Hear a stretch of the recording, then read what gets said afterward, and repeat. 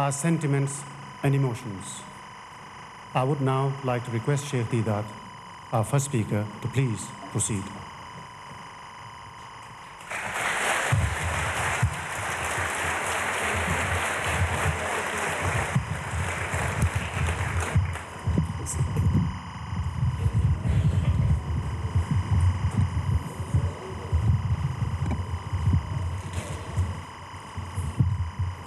أعوذ بالله من الشيطان الرجيم بسم الله الرحمن الرحيم. Mr. Chairman and my dear brothers and sisters, before the timekeeper starts timing, I would like to make a plea, a request, that I would like to personally thank Pastor Stanley for the wonderful gift he had sent to me to South Africa, a personal tape introducing himself to me, and the manner in which he speaks. If there was a facility and if there was limitless time, I would have liked you all to hear Pastor Stanley speaking to me, addressing me, with the love and the humility, tremendous humility. He won my heart.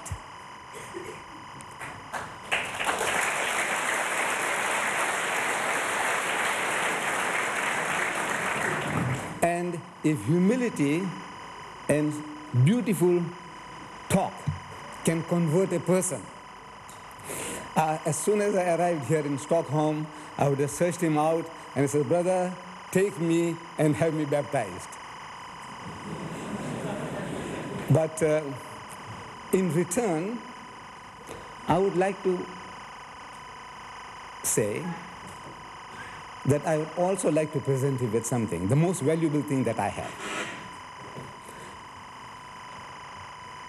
And that is this holy book.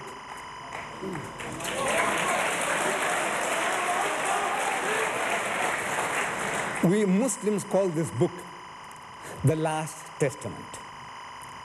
Of course, the pastor will challenge me. So look, we know about the Old Testament, we know about the New Testament, but we have not heard anything about the Last Testament. I says, no, that is what I'm here to educate people about, that if there is such a thing as an Old Testament, and if there is such a thing as a New Testament, there is also such a thing as a Last Testament. This Last Testament happens to be the Holy Quran. And I'm presenting this to Pastor that maybe in this later life of his, as he goes along, that this book of God might have some chance of changing his heart. This book here is an encyclopedia. It's an encyclopedia of 2,000 pages. I do not expect him or any one of you, if you have one, they are available in the foyer outside, these books here, 2,000 pages. How are you going to have access to it? You see, to make things easy for the pastor, I am telling him, as well as you all, that at the back of this book there is a comprehensive index.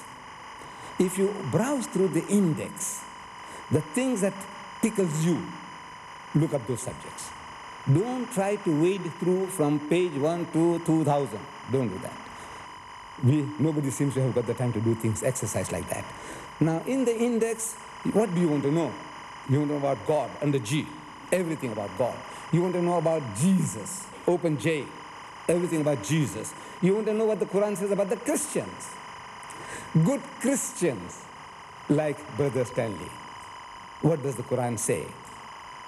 It says, Bismillahir Rahmanir Rahim, وَلَتَجِدَنَّ أَقْرَبَهُمْ مَوَدَّةً لِلَّذِينَ آمَنُوا الَّذِينَ قَالُوا إِنَّا نَصَارَى ذلك بأن منهم كسيسين ورهبانا وأنهم لا يستكبرون. This is the nearest to you, the Muslims, in faith, will thou find those who say we are Christians. This is what the Quran is saying. That the nearest to the believer, to the Muslims, will thou find those who say we are Christians. Because among them, among the Christians, the Quran says, there are men devoted to learning, men who have renounced the world, and men who are not arrogant. And the commentator he describes this quality about the Christian, the good Christian. I'm reading from the book. It's chapter 5, verse 85. What's going on there? Verse 85, the commentary on the verse, it says, the meaning is not that they merely call themselves Christians, but they are such sincere Christians that they appreciate Muslim virtues. They appreciate Muslim virtues. As did the Abyssinians to whom Muslim refugees went during their persecution in Mecca.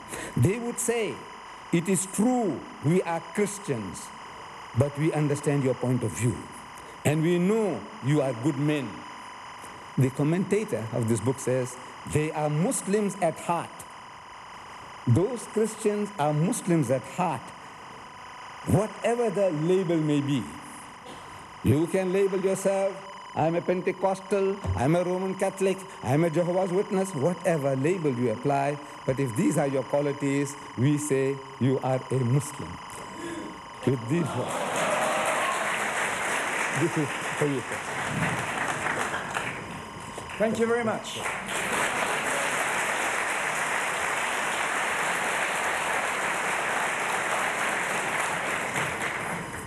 Now, Chairman Saab, you can now start clocking.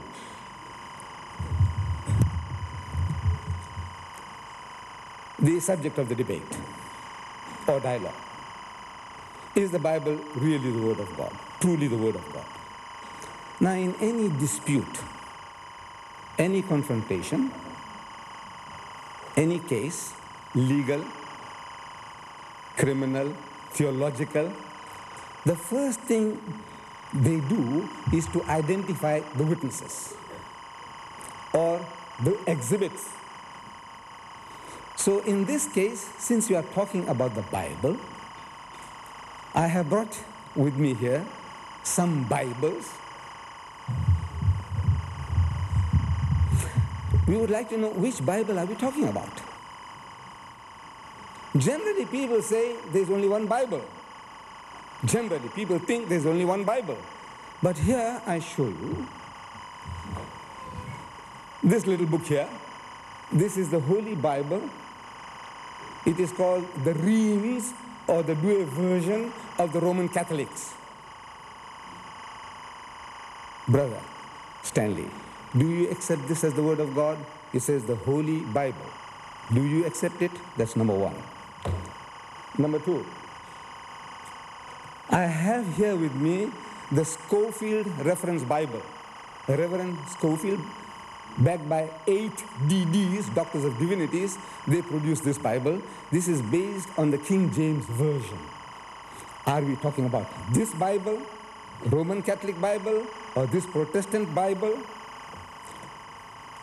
This one here, before coming over, I bought a Swedish Bible.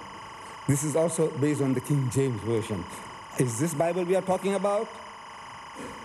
Then I have here Siamese twins, as you see. Identical. Identical Bibles. Look at them. You can't mistake their identity. They are identical. Both say Revised Standard Version, Revised Standard Version.